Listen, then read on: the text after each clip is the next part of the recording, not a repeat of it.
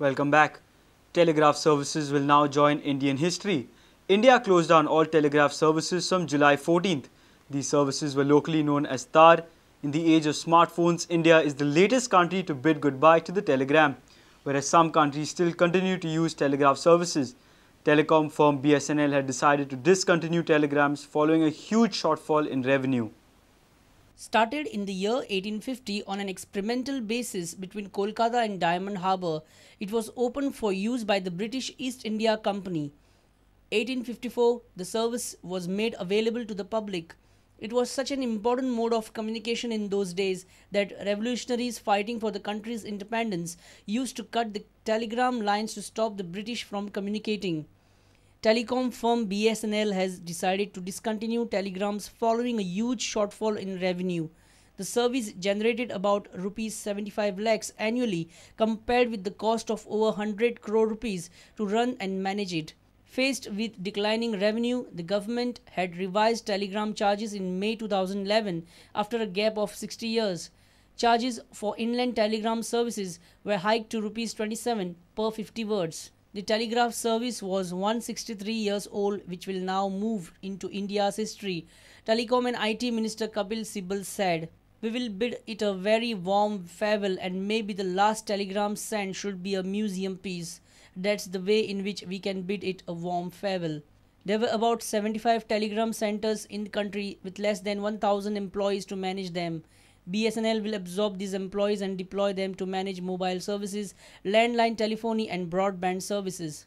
The telegraph service has been replaced by the digital fax machine and later emails and SMSs.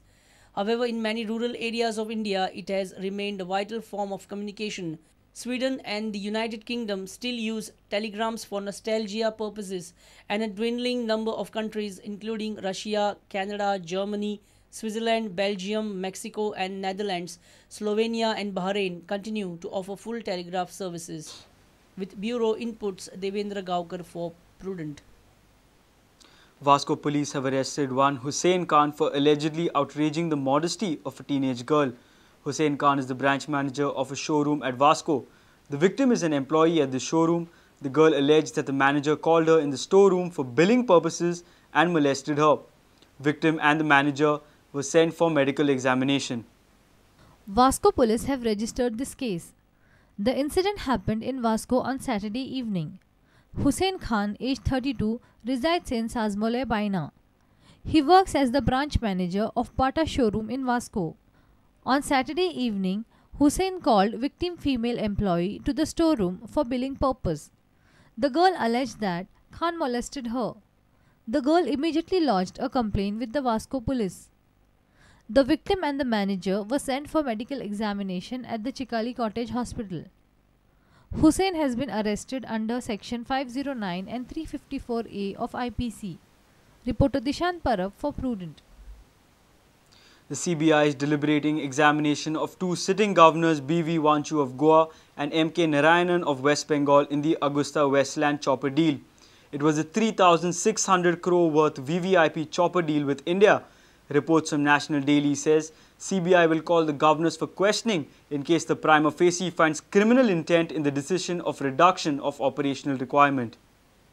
The CBI has registered an FIR in Augusta Westland chopper deal under which 12 choppers were to be procured by India.